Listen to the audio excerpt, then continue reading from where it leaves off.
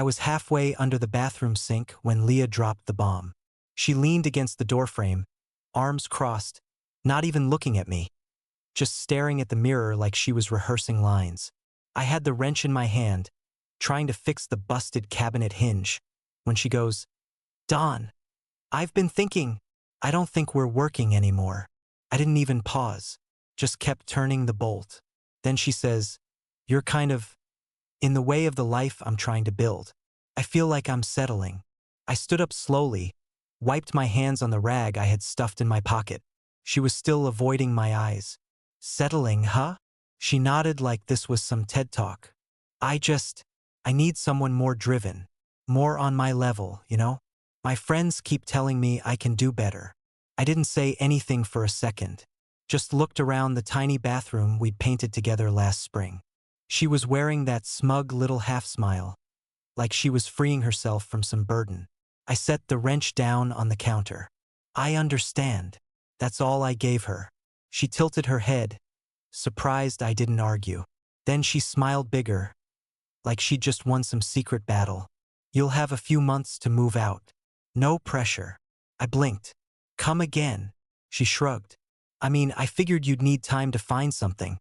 I'll try to stay out of your way until then." It took everything in me not to laugh. The house was mine. I bought it 5 years ago before she even moved in. She never paid a cent toward the mortgage. But I didn't say any of that. I just nodded once, walked past her, and went into the kitchen to grab a drink. She stayed in the hallway, probably waiting for me to explode. I didn't, because right then, I already knew. She wasn't just walking away from me. She was walking away from everything that came with me, and she was about to find out exactly what that meant.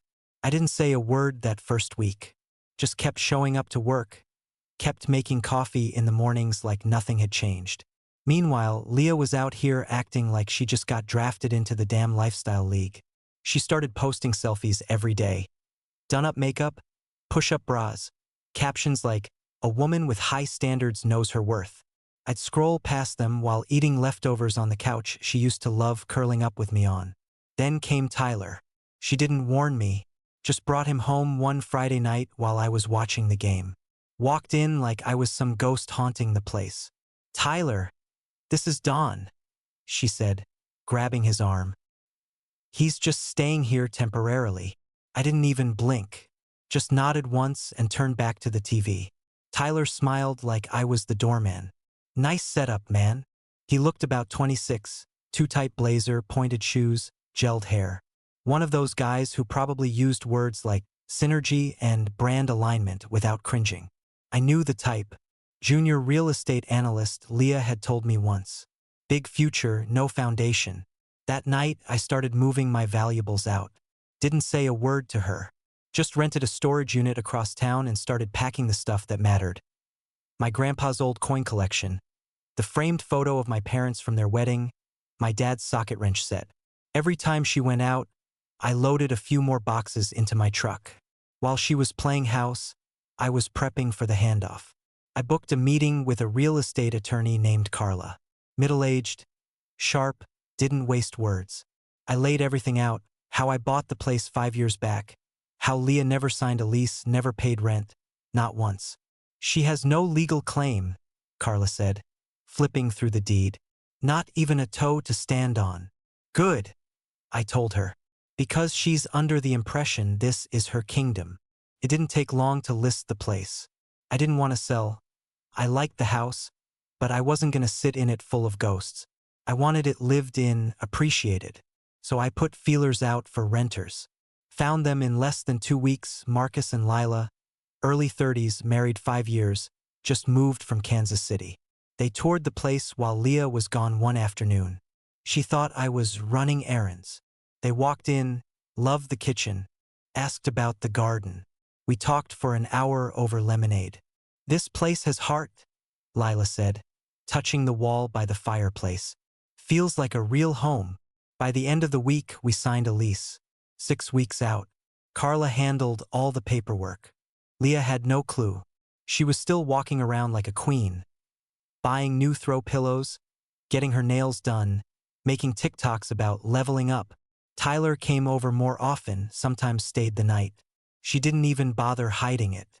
Every time she strutted through the door in heels, I smiled to myself. Let her keep thinking she'd traded up. She hadn't realized yet. I was never the one holding her back.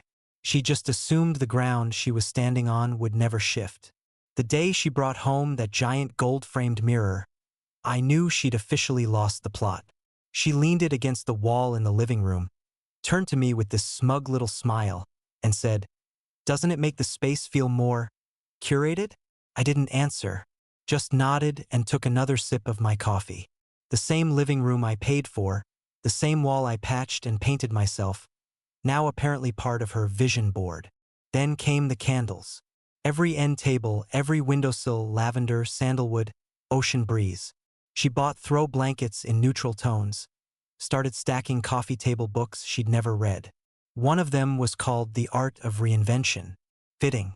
She walked around like she was staging a damn home magazine shoot. I walked around taking inventory of what was still mine. Most of my stuff was already in storage by then.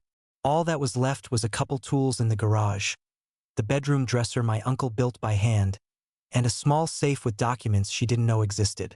Meanwhile, she was busy playing decorator.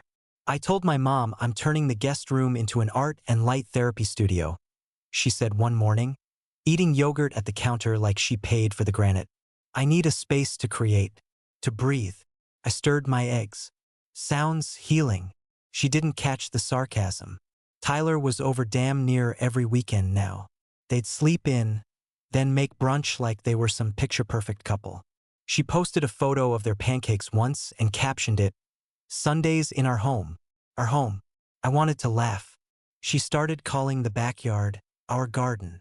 Planted a basil sprig in a pot and acted like she had a green thumb. I watched from the window while she told Tyler about the little patio set she wanted to buy. "He said I could have it?" she told him, pointing toward the grass like I wasn't inside watching the whole thing. "It's just sitting there." I had already signed a lease on a one-bedroom downtown.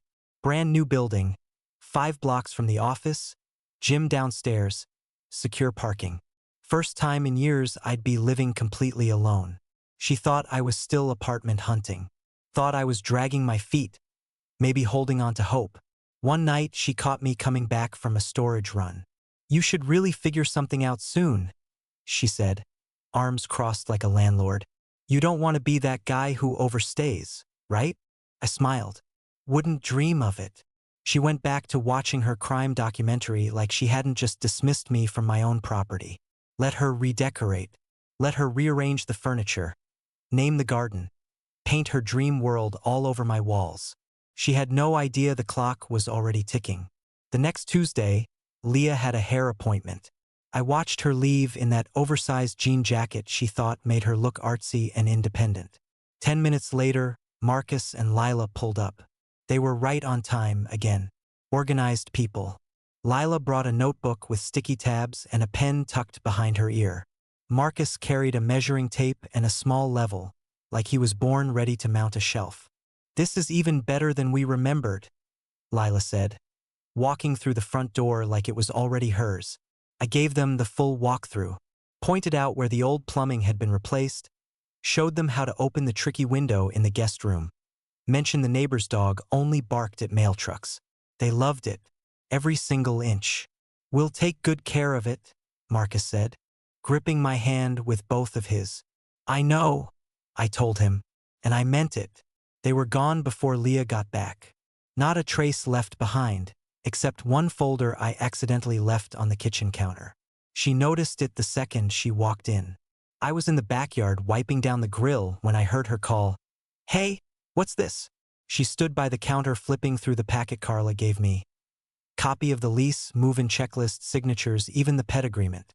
I'd meant to take it back to my car. Too late now. She held it up. "Are you selling the house or something?" I dried my hands on a rag, leaned against the doorframe.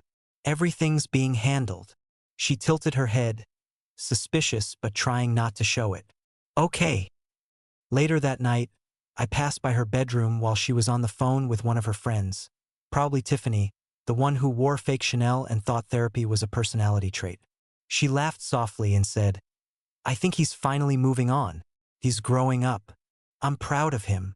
I stood there for a second, just outside the door, listening. She really believed it. She thought I had been the one holding on, that I was the one who needed to accept things were over. And now, in her head, I was finally stepping up, finally getting out of her way, like she'd wanted all along. She had no clue what was actually happening. Not a whisper of an idea. I went back to my room and zipped the last duffel shut. Everything personal was gone now. All that was left was her, playing house in a place that was already promised to someone else. And she was about to find out. None of this had ever been hers to keep. Sunday morning, I woke up to the smell of burnt pancakes and fake enthusiasm. Leah was in the kitchen, dancing around in a silk robe, flipping half-cooked batter onto chipped plates while Tyler sat at the table pretending this was some kind of cozy couple's tradition. She kissed his cheek and said, "Next weekend, let's get a new coffee table to match our couch." Our couch.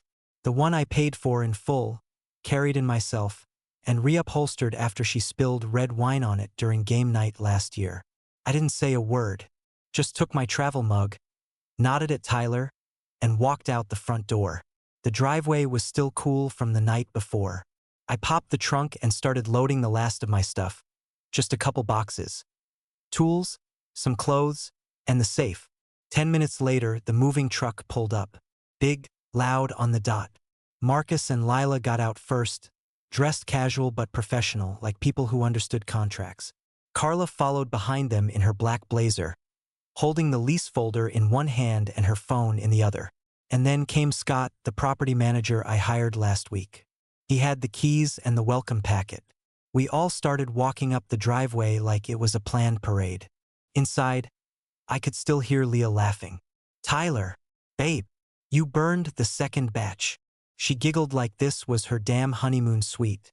Then the front door swung open. She stepped out barefoot, still in that robe, holding a spatula like a prop. Her smile dropped instantly. "Can I help you?" Lila was the first to speak, calm and cheerful. "Hi, we're the new tenants. We just signed a lease." Leah blinked like someone had pulled the air out of her lungs. "What?" Before she could process, Carla stepped forward. "Leah, I'm Don's legal representative.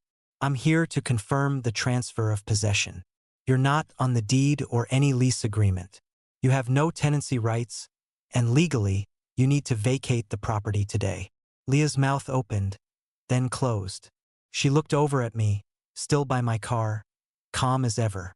"Don?" she asked, like maybe I'd explain it away. Like maybe this was a prank or some clerical mistake. I shrugged. "Everything's being handled. Remember." She turned to Tyler, who was now standing behind her looking lost, holding a plate of half-eaten pancakes. "Wait, what is this?" she snapped. Scott spoke up next. "Move-ins scheduled. We'll need you to clear your personal belongings within the next few hours." Leah's face went red. "You can't do this. This is my house." Carla cut in sharp. "It's not. There's no record of ownership, no lease, and no rent history under your name. You've been living here as a guest. That arrangement is over." She stared at all of them like she was watching her life collapse in slow motion. And for the first time in weeks, I saw it hit her. Really hit her. This wasn't some power move. This wasn't me being petty. This was me finally flipping the switch she never thought I'd touch. Leah turned to me one more time, voice cracking. "You blindsided me." "No," I said, closing the trunk. "You just weren't paying attention." Leah didn't step off the porch. She just stood there barefoot, robe flapping in the breeze like some rejected movie villain, dialing my number while screaming at me across the lawn. "You're a coward. A cruel, heartless coward." My phone buzzed in my pocket.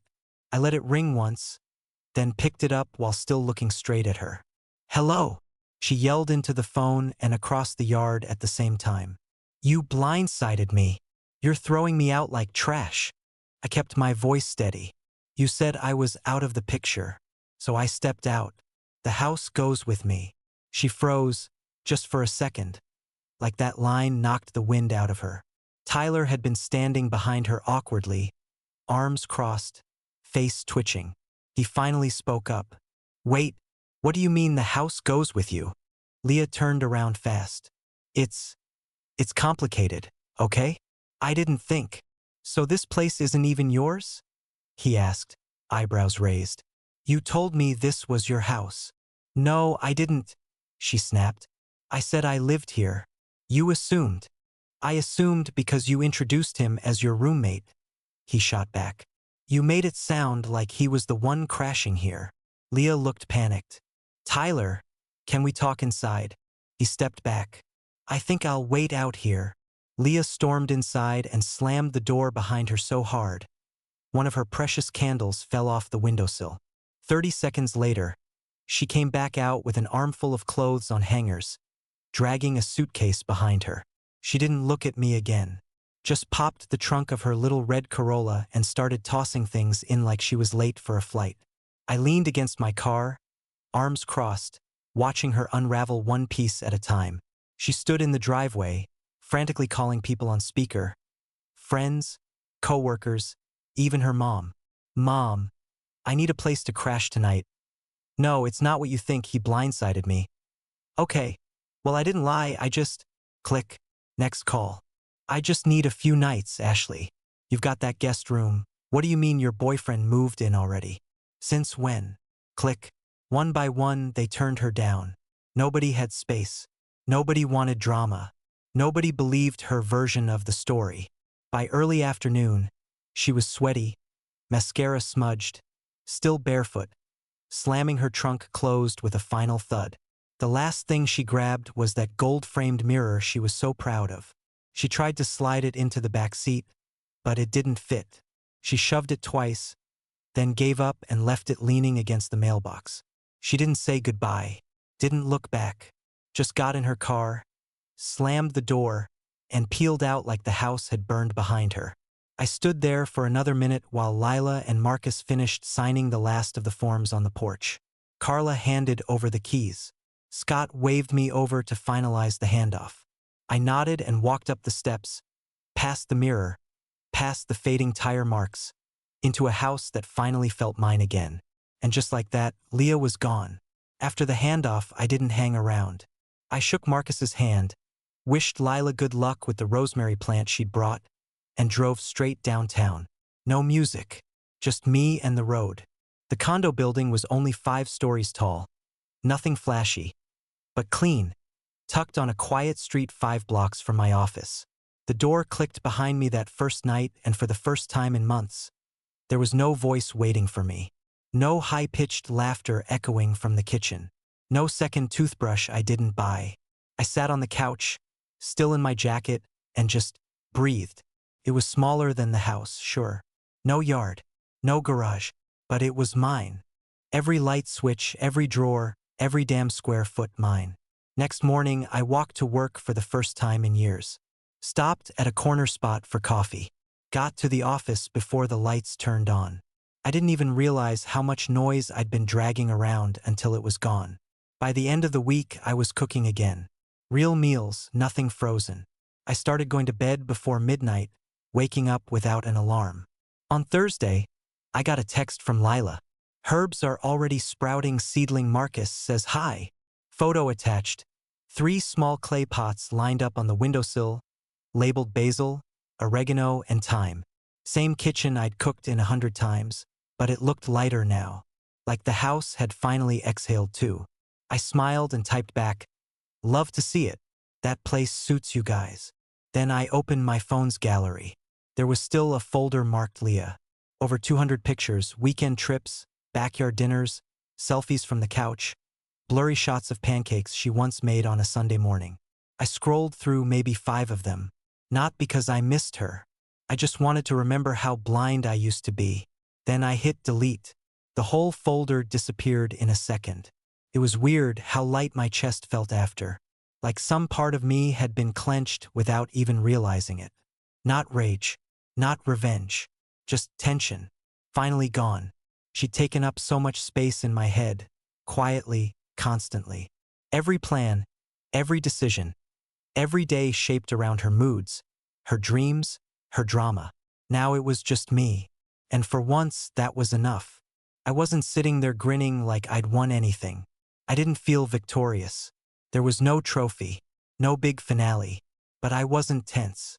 I wasn't waiting for the next argument, or walking on eggshells, or checking the time wondering if she was coming home late. I was alone, and I was free. About a month later, I ducked into a coffee shop a few blocks from the office.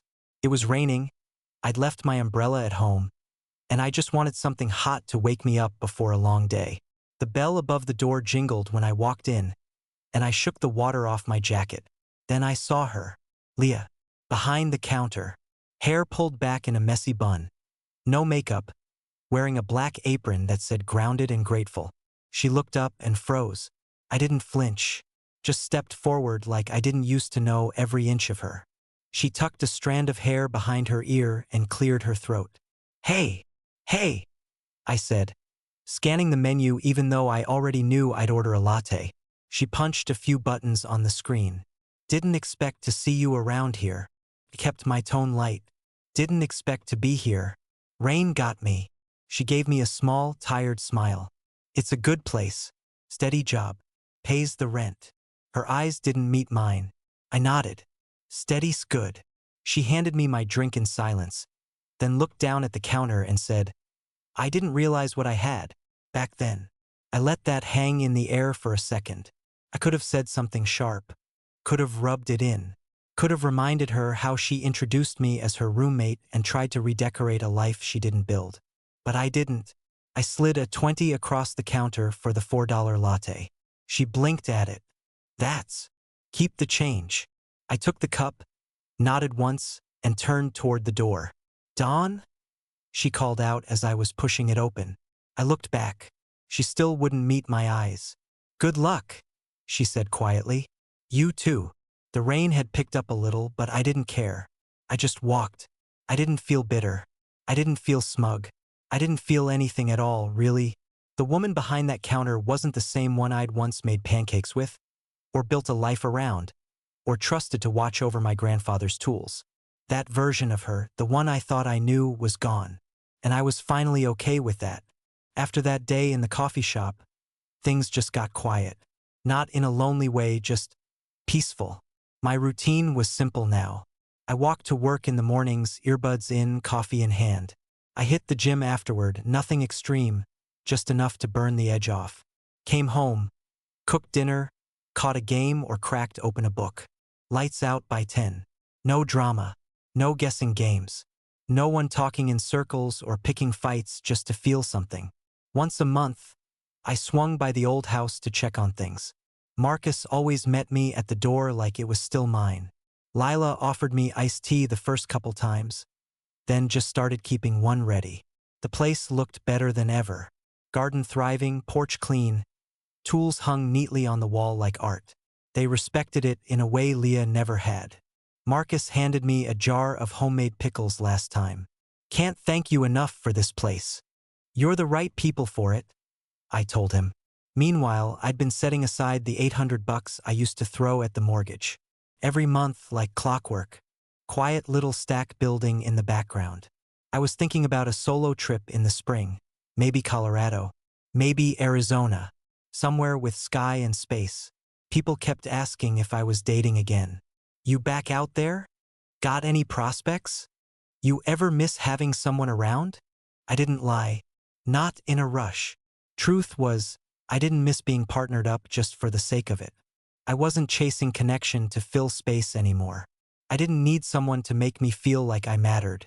Turns out, when someone tells you you're not enough, walking away might be the best thing you ever do. And I didn't mean walking away from the argument. I meant from the whole damn illusion. The wait, the constant proving. The way I'd let someone shrink me down so they could feel bigger. Now I cooked meals I liked, wore what I wanted, left the thermostat wherever I damn pleased. I took up the whole bed. I didn't apologize for existing in my own space. It wasn't about being alone. It was about finally being whole. The other night, I was grabbing a beer with my buddy Shane after work. We were posted up at our usual dive. Quiet, dim, solid wings. He took a sip of his drink, glanced over, and hit me with it. You ever miss her? I didn't answer right away. Just let the question hang there between us while the jukebox played some half-decent Tom Petty cover in the background. Then I said, "Not really." He raised his eyebrows, waited for more. I missed the idea of what we could have been, not the actual version we had. Because that's what it came down to. The dream of a partnership, of building something real with someone who had your back. That's what I missed. But Leah? She was never in it for that. Not fully. She wanted flash, movement, momentum, someone with a bigger title, a fancier car, a louder ambition. I gave her the freedom to go chase that. What she didn't get was that being solid doesn't mean being small. I'm not a showboat. I don't need to shout to be worth something. Stability is a strength. I used to think I had to keep proving I was good enough. Keep giving, keep adjusting, keep shrinking just to be acceptable in someone else's fantasy. But the truth? I was already enough. And I didn't need to slam doors or burn bridges to prove it. Sometimes the best response isn't revenge. It's silence. It's clarity. It's a clean exit. I walked away from that house with nothing but a truckload of my own stuff and a lease in my hand. Now I've got peace. I've got my own space, my own rhythm. My mornings are quiet. My nights are calm. No raised voices, no tension, no second-guessing everything I say. And someday, maybe, I'll share it with someone again. But not because I need to, because she'll see me, really see me. No fixing, no molding, no trying to upgrade me like I'm a half-finished project. Just me, as I am. That's enough.